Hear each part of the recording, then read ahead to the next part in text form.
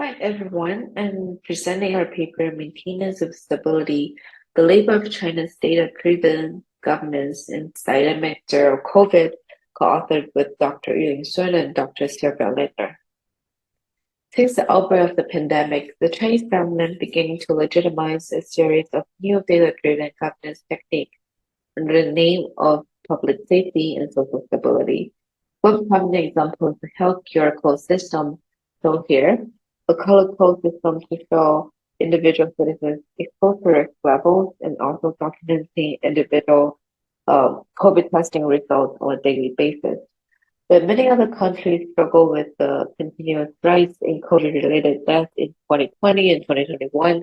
The data-driven approach is framed by Chinese government, especially that it helped China move down to zero COVID-related deaths within only a few months. The data-driven system are mapped onto China's pre-existing grid management system, a labor-intensive grassroots governance approach. A grid is considered the smallest entity of population management in Chinese urban spaces. Within each grid, designated groups of citizens who are oftentimes volunteering are responsible for regularly monitoring, collecting, and submitting information from each household to the designated authority. Shanghai advanced such a governance approach called big data iron feed, meaning the combination of data-driven systems like the healthcare code and intensive labor systems on the ground. Its data-driven grid management system is so precise that it's praised by the central government for being, quote, as fine as embroidery.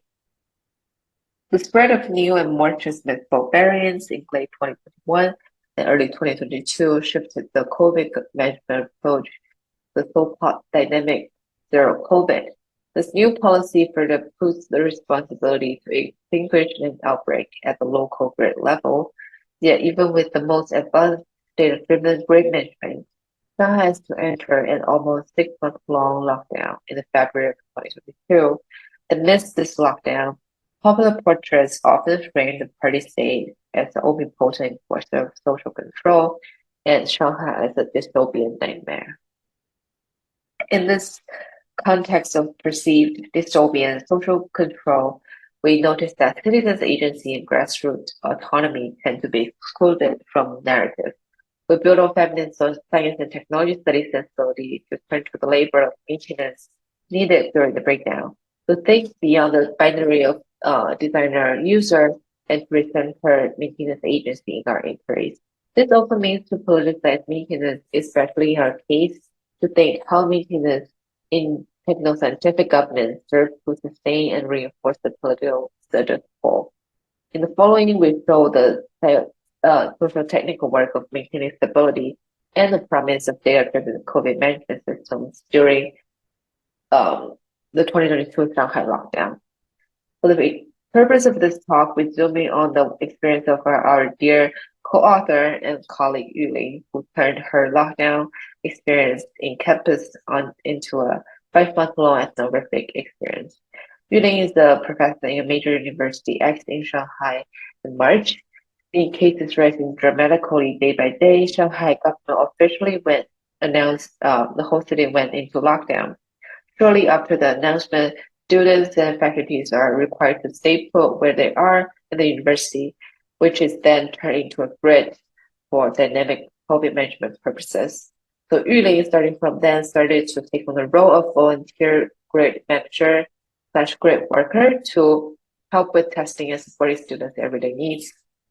The work of her and her fellow grid workers' everyday life is to collect, record data from students and faculties within the campus, especially their everyday testing results. The testing are required at least 3 times a day during the lockdown. So even with the data-driven healthcare code in place, the data on the ground oftentimes suffer from inaccuracy or slow updates. In this way, volunteer workers had to turn to WeChat chat groups to closely follow up with students and faculties for their self-reporting data. In cases where students are slow in response or updating accurate data, Volunteer grid workers were asked to manually screen each dorm, in Chinese called 扫楼, calling students one by one, and then they will manually compare the self-reporting data from the students with the system's record to ensure consistent results are accurately shown across databases. Next, as the diagram here, the university had, as we mentioned before, the university had turned into a grid system as well, while also keeping its administrative structure as a university. What we're seeing here is a dual system working collectively at the same time. Therefore, data reporting for grid workers at this moment the reporting to upper levels become extremely complicated and repetitive.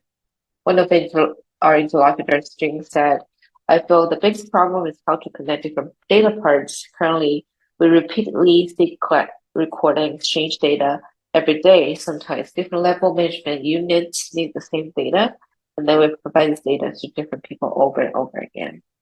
So facing this inconvenience, Jen and other volunteers who are largely computer science faculties and students, they started to make small programs and design algorithms to sort out resources for who delivers to students in time and to automate certain reporting works that are repetitive.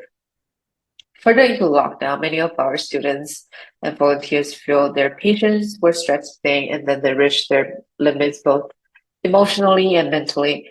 So to cheer each other up, a few students, volunteers show us how they, by designing small meal tickets and designing their text messages, embedding different kinds of emojis, and then they show support for each other, and especially when communicating really administrative kind of message to their peer fellows. Faculty volunteers also strive to make sure their presence and affections are felt by students in online communication. So by following up text messages with voice messages, like here in the quote, they make sure that their presence are also felt. We have examined the sociotechnical work of maintaining stability, which includes the emotional labor of providing care during a time of intense personal and collective turmoil, during the work of data gathering and recording, mass testing, managing quarantine, and implementing ad-hoc technological workarounds. Such sociotechnical maintenance work not only enables the mediation and stabilization of public feelings during lockdown, but also maintains the promise of a smooth, seemingly real-time and advanced data-driven approach to China's COVID management. We argued during turning towards the labor of maintaining social and by extension political stability, it's key to understand how China's data-driven governance operates on a daily basis. Also importantly, the relational interdependence between the state and the citizens. We also show that these citizen maintainers enacted what we call circumscribed agency. Their technological know-how become a main site to act and provide care, a form of agency that was denied to most other people and most other citizens in Shanghai at the time. The maintenance technological know-how gave them the sense that they can do something, that they can act, and that they can feel useful, borrowing one of our interlocutors' words. So furthermore, we locate the subjectivity of ambivalence embedded in maintainers' circumscribed agency. When these maintainers access to social, political, and technological resources put them in a position of a state proxy, they act on behalf of the state and their fellow citizens. So becoming this role in between and intermediating. This ambivalent subjectivity itself enables them to perform both care and control, service and surveillance. In other words, circumscribed agencies of sites constitute partially compromised and complicit acts of resistance. Noticing the feelings of ambivalence in circumscribed agency reveals both the reach and the limits of technologically mediated state control and power, which simultaneously recruits and limits participation by the people. As we are working on the final edits of this paper, Protests have erupted across various cities in China and abroad, with some explicit critiques towards the lockdown and the party-safe COVID management policies. As of December 30th, 2022, China announced an end to the nationwide healthcare service as the government suddenly implemented a loosening of its zero-COVID policy. It remains unclear how and if these protests have played a role in the government's decision. Instead, we might turn to the ways in which both the data-driven governance and the maintenance labor they require will still live on despite the end of the zero-COVID policy. The circumscribed agency we have described in this paper constitutes an ongoing ambivalent side of action for citizens as they simultaneously contact and participate in the tightening of a techno-political system of control. That's the end of our presentation. I thank you for your time to listen, and we look forward to your questions. Thank you.